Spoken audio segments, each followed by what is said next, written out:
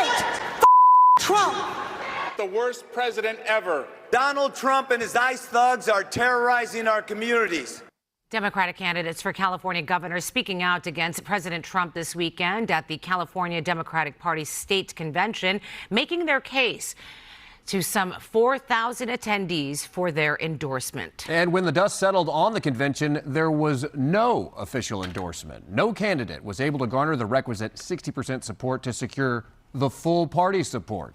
Congressman Eric Swalwell led the field with 24%, with former state controller Betty Yee a surprising second. Javier Becerra and Tom Steyer are the only other candidates in the double digits. The Democrats' weekend of indecision mapped out in incredible detail in today's Politico California playbook, co-authored by Blake Jones. And with more on the convention and a wild weekend in California politics, we are joined by Blake Jones, co-author of the Politico California playbook. A great read, Blake. Let's dive right in.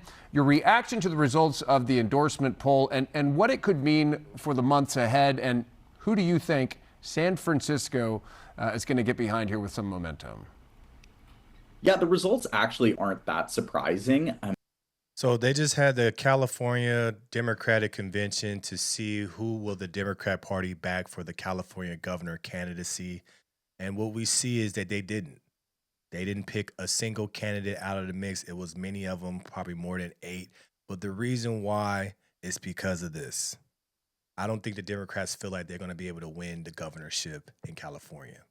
They see the red wave is coming, and I think they're just standing back and just letting the massacre happen. Also, too, these candidates all say the same thing. They say this is against Trump. We're fighting it against Trump. Trump is the key word amongst all these candidates. Nobody's different. Nobody's talking about what are they actually going to do for California. They're just talking about fighting against Trump because they want you to rage vote for them. As we see, these Democrats aren't of any substance. They just want to take your money and do whatever with it. But none of these people, especially in California, that are trying to be the governors, don't have any actionable plan.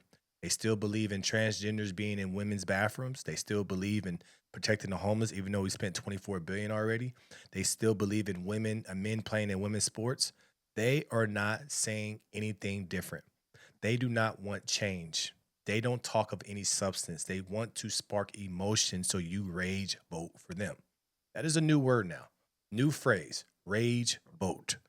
They want you so upset and so against Trump where you vote for them. But what we see in California, people are being smarter. A lot of these people are in hold positions, so they haven't done much in the positions that they've done, or they've done some things that are raising eyebrows. But this is why the Democrats will no longer be in the governor space. They're pushing emotion. And we have people in California where we sit down and we see high taxes, money going to a high-speed rail project that's not supposed to be completed for another 40 years. Homeless went up year after year, $24 billion.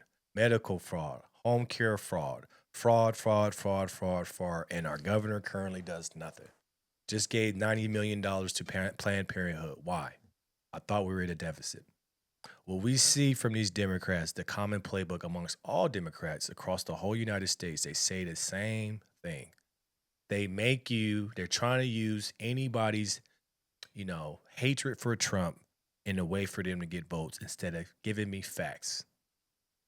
Look, word to the wise, whatever candidate you look at, if they say first sentence, we're going against Trump, they're not of any substance.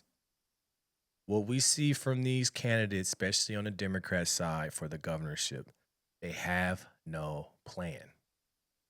That's the reason why the Democrat Party already sees the writing on the wall, to be honest. They see that no matter who we support, they're not going to have a bat's hell chance to win because they're not doing anything that has any substance. They still want illegal immigrants to have all this money, all these rights. They still want to fight against ICE, all these things. Just their whole messaging you see on the Democratic side is chaos, emotion. That's it. As you all mentioned, it requires 60% of the vote to get a party endorsement in the California Democratic Party process. And there are so many candidates in the field right now, it's just near impossible to reach that kind of the peak.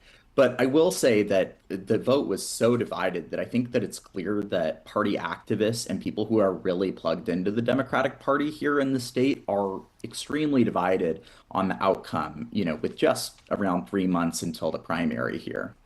So, in an interview this weekend with our Eitan Wallace, Katie Porter said, and I quote, if your campaign isn't viable, you're not going to be able to go toe to toe and beat those Republicans and beat Donald Trump, then I think it's time to make the right choice for California.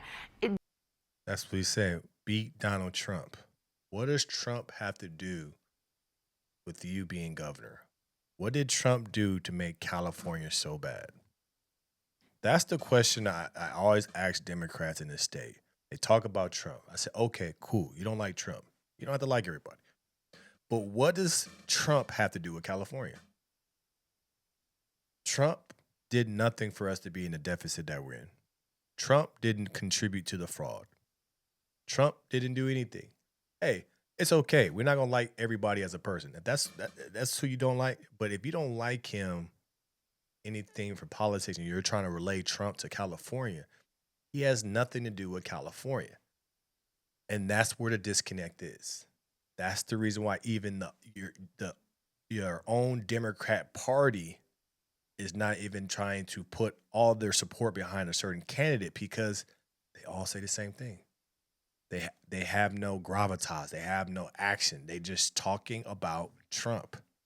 And what I hate to say it, saying you're going against Trump may have worked when he first got into office, but if that's the only thing you're saying for years after year after year to get votes, it's getting stale.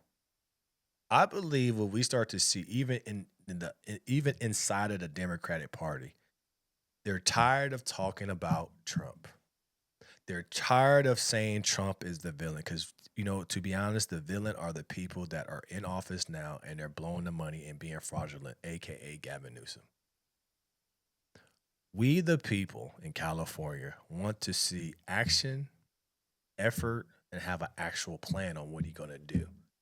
We can no longer be determined by using our emotion to make us rage vote for you when you're not going to do anything.